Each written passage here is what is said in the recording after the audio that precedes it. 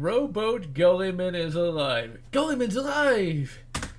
For 40k fans, you'll know exactly what I'm talking about. Recently, Games Workshop has released, it's just literally as of last month, a novel called Dark Imperium. Dark Imperium. 40k fans will wonder, why did they release a book with the same title as a book of short stories? Well, it's kind of creepy. None can stand against you, for I am Rowboat Gullyman Reborn! But yeah, Rowboat Gullyman is back. That's not a spoiler. That's literally the whole purpose of the book, Dark Imperium. Now, Dark Imperium, from back in the early 90s, was a book of short stories. In fact, it was one of the first. Holy crap! What am I being hit by? Is it one of those invisible? I do not know what I'm being hit by, so I'm just gonna like run. Oh, it must just be like an electrical thing. I thought there was like an enemy here somewhere. No, I know what it is. It's one of those invisible fucks. Yep, I see him. I sees him.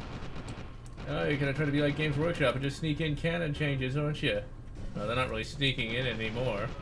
The most annoying canon change for me, although in terms of sales, people loved it, were the Imperial Knights, which, when I first read about them, I think the first book I read that had the Imperial Knights was Mechanicum, which was a Horus Heresy novel.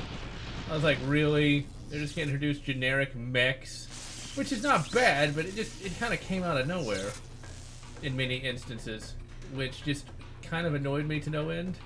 Well, maybe it didn't annoy me that much, but it still was like, oh crap, I'm so dead. Yeah, I'm dead. Because he's right there, and I need to grab the bloody rocket. Actually, no, I can sneak around over here. My armor is my contempt, goddammit! The only problem I have is I still haven't been able to get the audio quite as correct as I would like. Okay, now he's dead. Those bloody things. They seem like, oh well, I like how in games, like, the enemy doesn't shoot you until you look at them, which I guess is fair, but in real life you'd think they would just start shooting at you. Holy crap. I am just sucking. I guess I'm just annoyed at GW basically raping the canon. Although I will say, Guy Haley, the guy who wrote Dark Imperium, the modern one, not the original one, he actually has done a pretty good job. I'm really getting into the story, just from a story point. But yeah, the whole thing really is just a massive canon wreck. Just kill me. Okay, let's try that again. That was a disaster. Let's run it again. The whole thing really is a canon rape. But, you know, that's gonna happen. I mean, all of my favorite franchises have had either a canon rape or B, something annoying like that happen. Like Star Trek. Star Trek's different, though. Star Trek had sort of a canon collapse, I guess you could call it. Because the Star Trek EU started out good. You know, now, for those who don't know, Star Trek didn't have an EU to begin with. It had some tie-in novels, but it wasn't what you'd call an EU. Each kind of Star Trek book took place like in its own continuity almost. Because they'd have weird things happen that would be mutually exclusive with another novel. In fact, some of the really early EU for Star Trek just would not work, like, at all.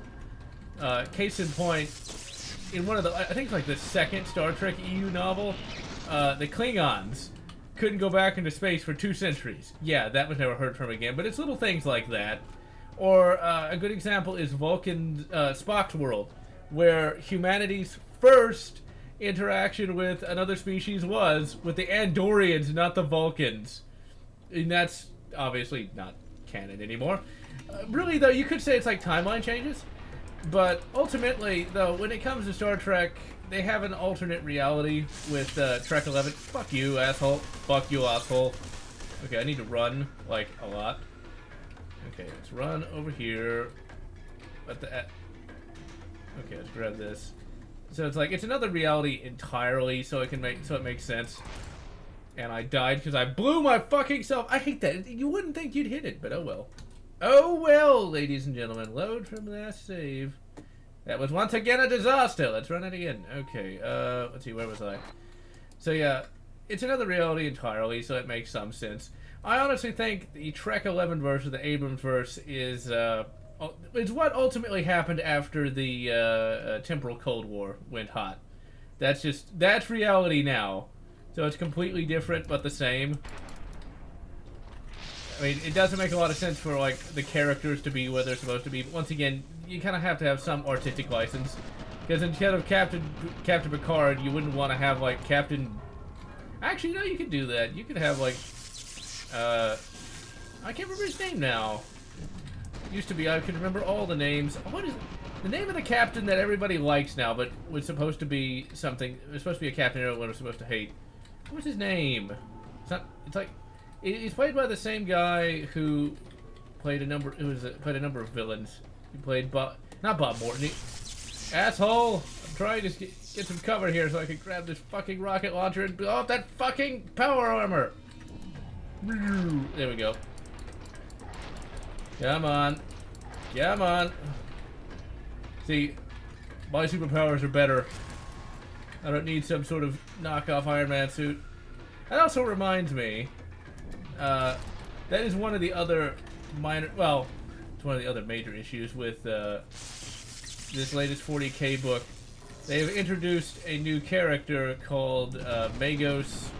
Now I can't remember his name. Well, I don't care. Basically, let's just call him Magos Stark. Because that's pretty much what he is. This Magos... Wow, I'm just dying so much here. I don't understand it. I get this is a somewhat difficult part. Okay, well, we need to actually use some degree of tactics here. You got the little invisible assholes charging in at you, and then you have to, like... I say, what is this anything that can be useful? No, it's an auto shotty. Actually, we will take that, though. We will already get rid of the sniper rifle there. Okay, now let's just run and let's just charge out to the rocket launcher here. Charge the and then of course get stuck on the wall. I always hate that. Okay, now see, he just fucking teleported directly in front of me. Cause like he wasn't there before. Okay, let's just run, grab. All right, I see those. You know, the Yachtja would not be all that proud of you dudes. Now those invisible gang members in Conquer Jungle might though. Alright, let's now grab the old rocket launcher. The rocket launcher. But yeah, they're basically Magos Stark, who for 10,000 years has been improving all the technology of the Imperium. To the point where now we have, well see, that went pretty well actually. It's like I planned it that way. Anyway, Magos Stark there basically had like all the super technology and created some new Primaris Space Marines and better weapons and all the rest. It's like, okay, this seems like you just kind of pulled that out of your ass. Because you're telling me, you know, that he's just been sitting around doing nothing. It's just like, it does seem pretty bloody cheap. It's like in Star Trek, oh yeah, we've always had like all kinds of super technology and we just showed it up now to fight the Borg. Although, sometimes that can work though. I don't want to be seen as a hypocrite.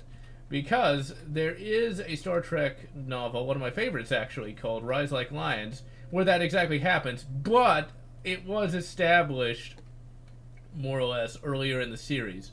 Rise Like Lions is the last book in the Mirror Universe series, and it's really, really good. Like, amazingly good. And it makes sense for them to have it, but it doesn't make a lot of sense for Magos Stark to basically create super everything. It just strikes me as, okay, we wrote ourselves into a corner, super amazing guy, and we bring in Rowboat Gilliman, and everybody's happy, and everything is great again. I don't know, we'll see how it turns out, but from what I've heard from people who actually do play Warhammer 40k, G-Dub is trying to really simplify the game. I don't know, because I've never played 40k. I was going to get the starter set, but real life got in the way. But for me, canon has been raped so much. Is 813 exhibiting behavior? Yeah, he keeps talking about how Half-Life 2 just isn't good. Descend. Well, that's a great objective. And of course there's a sniper up there. Let's get out the red dot. And we'll just slide down here by accident. Okay, how did you spot me already? Now, of course, I wonder why there is a perfectly useful sniper rifle here. Okay, I don't want to get rid of my laser. I'm firing my laser. I do not know what that's from. I just know that from a meme video specifically showcasing memes. I don't know how that started. Actually, maybe we don't need to grab that sniper rifle. Well, he's certainly a gutsy motherfucker, ain't he? Just charging up here like he was a goddamn specimen. Because one of the big problems with 40k, and one thing I've also heard, is that they only really care about the specimens. Which, I guess makes sense, since that's what makes the most money, but still. There's a lot of really cool factions in 40k. My favorite faction has been, to this day, the Imperial Guard. I find the stories for the Imperial Guard to be the most entertaining of the lot. Okay, well. Okay, let's take him out. Let's bap him. Because you know the fact that in these games, it's always the 50 caliber sniper rifle. Now, in all reality, an actual sniping weapon that you want to have is something like in 338 Lapua, if I'm not mistaken. That or just basic 308, something like that. Something along those lines. 50 BMG is not as accurate as people would lead you to believe. And the Barrett is not quite as useful for sniping as you might think either. And let's vap him! Bro, do you vape?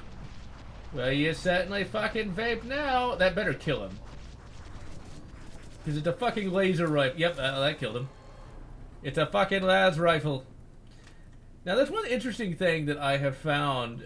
There's some fan speculation about the las gun, or the laser gun, whichever way you pronounce it. About how it will end up blinding the troopers. I'm not entirely sure that's exactly accurate. Because there's also been a number of other things where, like, oh! I love this gun, though. That's one thing about F.E.A.R. that they kept up pretty well. The near-future weaponry. Because, like, in F.E.A.R. 1, you had a really cool laser rifle. And in this game, you have, like, a number of them. But F.E.A.R. 1, you know, you didn't expect to see a laser rifle in that particular game, so it was really quite surprising when you actually got one.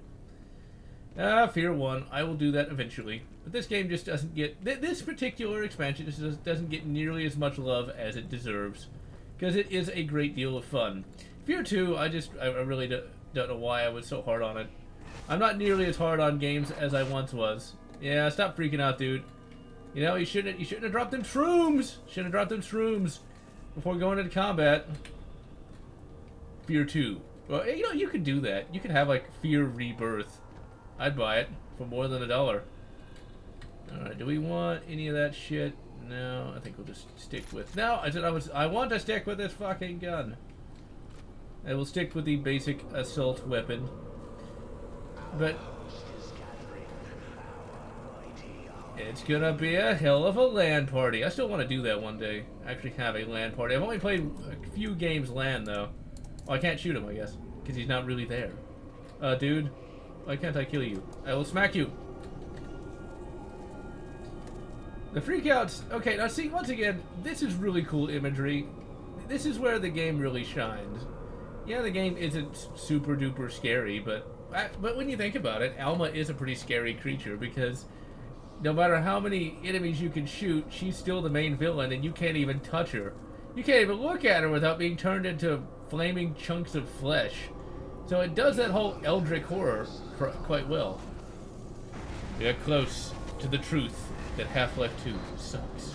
Well, it doesn't suck still. And we are teleported into Clive Barker's Jericho. No! Although I have not played that game. This area here actually kind of reminds me of I Divine Cybermantis. You will be joining the social justice warriors. That just looked kind of hilarious. Just... oh yeah, now we're actually being attacked by, I assume, freak-out troopers. It's like he just dropped some really, really bad acid, it would seem.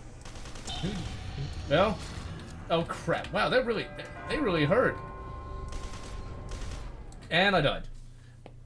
You would think that whilst he was having a freak-out, a psychobilly freak-out, he'd actually, you know, not die quite as quickly. I don't know how long this expansion is. It feels like we're getting close to the end, which kind of sucks, because that means I gotta find another game entirely. Which we might do Crisis 1, maybe Crisis Warhead, I don't know, it depends on, every time I say, oh yeah, I'll do this game, it turns out it doesn't fucking work, which is really quite annoying. Okay, let's try to get a little bit of cover here. Shit. Yeah, well, let's give it the assault rifle, because ultimately, you can't do much better than a basic assault rifle. That's why they still are useful to this day. I don't think I could call in a C-130. Although that'd be kind of hilarious. It's a freak-out C-130. Okay, I think we can actually take some cover here. I don't know, maybe I might do... well, the thing is, I don't really feel like... Wow. This game is a lot harder. This game is a lot harder than F.E.A.R 2, I can tell you that, because I did not even notice I was losing that much health. Just fucking use the laser. Okay, where is my... Okay, well, we'll try to use the submachine gun here. Well, like, these enemies go so fast, they're hard to see, and most importantly, they do a shitload of damage. And once you lose the bulletproof vest, you are screwed. Now, if only Rowboat Gilliman could show up here and help out. I still just can't believe they brought him back to life. I was hoping they would, because Rowboat is actually one of my favorite. Is actually one of my favorite Primarchs of all time. Dorn is my second favorite. Dorn actually got a lot more characterization in the latter-day Horus Heresy books. Shit. Alright, that'll have to do. Submit. Obey. You will worship intersectionality. Could this actually be the... Could this be the end? I think it might be.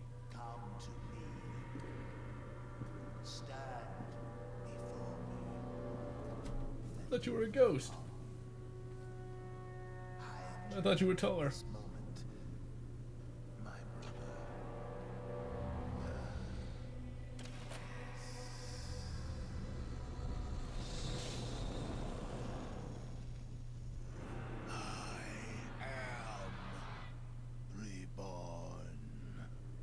More like I am non-canon, because then why are you a ghost in F.E.A.R 3? Could it be retcon? I think that's it. Oh man, it's over. Well, that was F.E.A.R 2 Reborn, ladies and gentlemen. We got 4 episodes out of it. It's a lot of fun, and that is a really good ending, though. I mean, that is a horror ending. You know, here you are, a clone trooper guy fighting, and then all you do is get taken over by Pax and Fettel. Sadly, they didn't really keep that up, in theory, in F.E.A.R 3. It would make more sense if Fettel wasn't a ghost in F.E.A.R 3, because the enemies in F.E.A.R 3 could see you and they could shoot you and you could die. I guess you get like super dead. Ultimately, F.E.A.R 2 Reborn, very good little piece of DLC. And ultimately, I'm GeneralLotz, wishing you good Dark Imperium and good Dark Imperium, or whatever makes you happy.